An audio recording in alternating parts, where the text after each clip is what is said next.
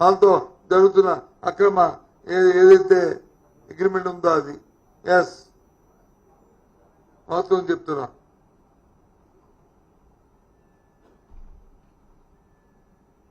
నిన్న మనం చూశాను ప్రభుత్వ మంత్రులు చంద్రబాబు నాయుడు గారు ఆయన తాలూ మనుషులు కొంతమంది కోర్టుకు వెళ్తున్నారు ఆపుతున్నారని చెప్పి ఇది టాటా సంస్కరిస్తుంది. సుమారు 21 ఎకరాలు వాళ్ళకి ఇస్తున్నారు. ఎకరం మినిమం ఎలా చూసుకునే 50 రూపాయలు 50 కోట్లు వేసుకునే 1000 కోట్ల రూపాయలు ఉంటుంది సంస్థ. ఈ మధ్య చూసాం కదా మనం టీసీఎస్ సంస్థలు ఉద్యోగాలన్నీ తీసేస్తున్నారు. టీసీఎస్ సంస్థలు ఉద్యోగాలను తీసేస్తున్నారు ఈ మధ్య చూసాం కదా మనం. వాస్తవం కాదని ఆ సంస్థ ఖండించిందా? ఆ సంస్థ మీద నుంచి ఏదైనా వచ్చిందా? మరి ఏ రకంగా అంటే మీరు ఇచ్చిన భూమి వల్ల ఆ సంస్థల క్రెడిబిలిటీ మళ్ళీ పెంచుకోవడానికి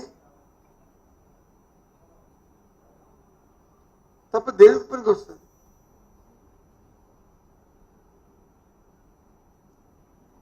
ఏం మాట్లాడుతున్నారు? మీకే తెలివితేటలు ఉన్నాయి, మీకే జ్ఞానం ఉంది, మరి ఎవరికి లేదు, ఎవరికి ఆలోచన లేదు అనుకుంటే ఎలా?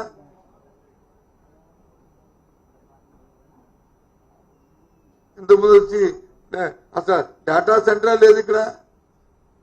మొట్టమొదటి డేటా సెంటర్ లేదు ఇంతకుముందు. మనం పెట్టేది అదాని గ్రూప్కి వచ్చి డేటా సెంటర్ని ఇచ్చి వాళ్ళకి చేయలేదా?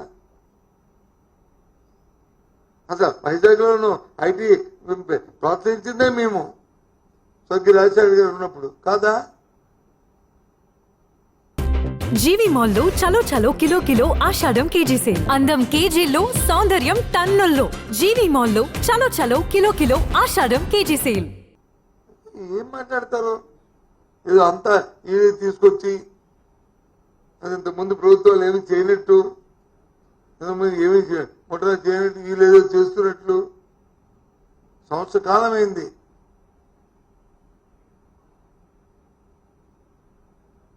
నువ్వు ఇచ్చిన హామీలకి దిక్కులేదు. సూపర్ 6కే P4 అని పెట్టి ఉద్యోగస్తులు వచ్చి టీచర్లు వచ్చి అడాప్ట్ చేసుకోమంటారు, సెక్రటరీ ఎంప్లాయీస్ అడాప్ట్ చేసుకోమంటారు, ఉద్యోగస్తులు అడాప్ట్ చేసుకోమంటారు. అసలు విధి విధానం ఏంటి? ఒక కుటుంబాన్ని బంగారు కుటుంబాన్ని తయారు చేద్దామని ఒక కాన్సెప్ట్ ఇచ్చినప్పుడు మినిమం నీడ్స్ వాళ్ళకి ఏమి ఇవ్వాలి, మ్యాక్సిమం ఏమి ఇవ్వాలి, ఆ కుటుంబం దానికి ఆర్థిక పరిస్థితులు బట్టి మినిమం ఎంత సపోర్ట్ చేయాలి, ఆర్థికంగా కానీ కైండ్ కానీ క్యాష్ కానీ చేయాలి, మ్యాక్సిమం ఎంత చేయాలనేది ఒక కాన్సెప్ట్ ఇది ఉండాలి. ఒక డ్రాఫ్ట్ ఉండాలి కదా, అది చెప్పాలి కదా.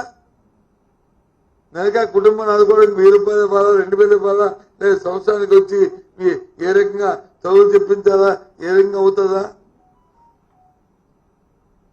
లేదా వాళ్ళకి ఇల్లు ఇవ్వాలా, లేకపోతే వాళ్ళకి కుటుంబ పోషణకి బచ్చి ఇవ్వాలా?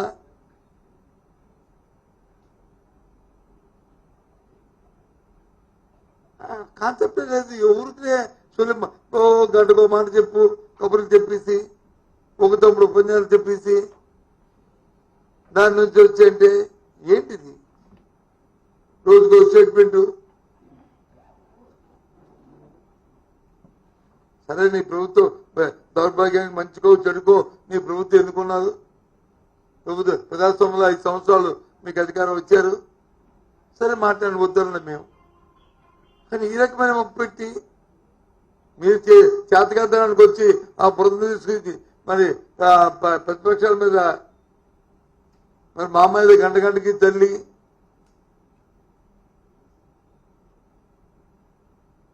చేతకానికి వచ్చి మధ్యలో బాగా వాయించినట్టు మా మీద మాట్లాడి ఏంటిది? తల్లికి వందనం ఇచ్చారు. ఎప్పుడైనా గత 4 సంవత్సరాల్లో గత ప్రభుత్వాలు మీ ఇచ్చినప్పుడు ఎప్పుడైనా అమ్మఒడి ఇచ్చినప్పుడు 2 విడతలుగా ఎప్పుడు ఇచ్చామా?